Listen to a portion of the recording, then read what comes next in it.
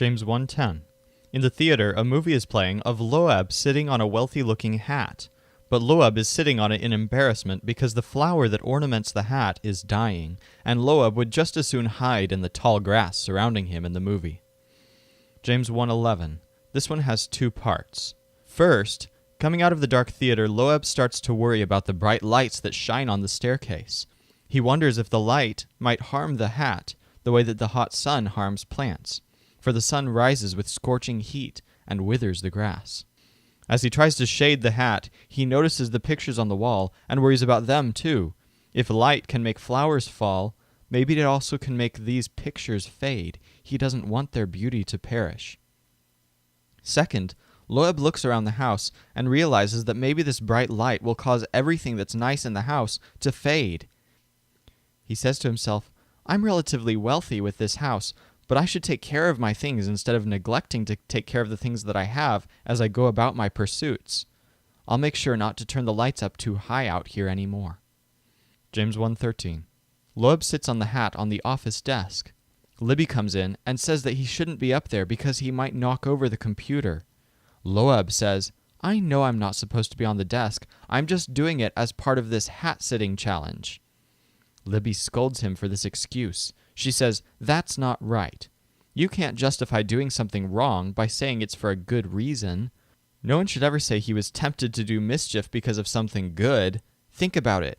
God can't be tempted by evil, and of course he tempts no one to misbehave. You have nobody to blame but yourself. Loab confesses that Libby is right and gets off the desk. James 1:14. Now Loab is strongly tempted to sit on top of the piano. He sits on the floor instead, knowing he shouldn't get on top of the piano except in an emergency, but he still really feels like climbing on it because the piano looks like such a beautiful thing to sit on. He says to himself, I'm not the only one who's tempted like this. Each of us is tempted when he's lured by nice things and enticed by his own desire. Loab's desire for the piano continues to grow, so to avoid the temptation, he tries to get out of the hall. James 1:15. Loab's brothers see him go by, and to avoid their mockery, he ducks behind the closet door. Sitting back there on top of the hat, he's suddenly heard to shout, Oh no, I had an evil thought. See, from behind the door, he accidentally started thinking bad things about his brothers, even harmful things against them, because of their mockery of his behavior.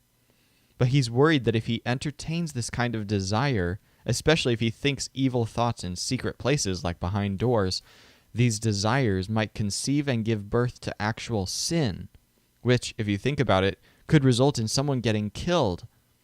Loab doesn't want to become a murderer, so he steps out from behind the door and resolves never to go back there again. He doesn't want to think any more evil thoughts like that. James 1:16.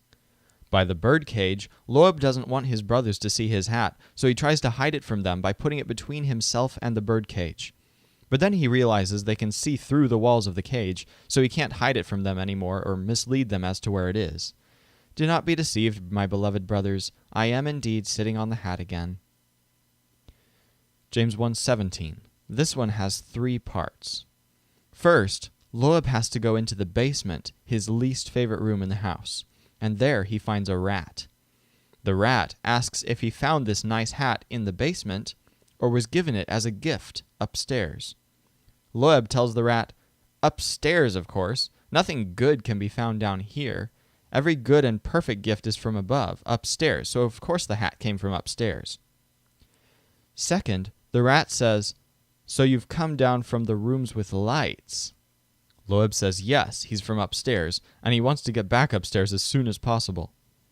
Third, the rat says, Why move around between light and dark, dark and light? Just stay down here, where there is no variation of light or shadows that change. Loab says no thanks, and he turns to go. But then suddenly he's whipped out of the basement. James 1:18. This one has two parts. First, Loab is relieved to be in the kitchen, but he's not sure how he got there. He just suddenly finds himself sitting on top of the stove, still sitting on the hat. He wonders, someone else of his own will must have brought me out of the basement. Then he hears a voice say, That word is truth. Second, Startled at these strange happenings, Loeb wonders what on earth is going on. Supernatural occurrences don't happen every day. He finally decides maybe the reason is that we pigs are a kind of first fruit of all God's creatures, and that's why we're getting special supernatural treatment today. This confidence leads him to put the hat on in the next story.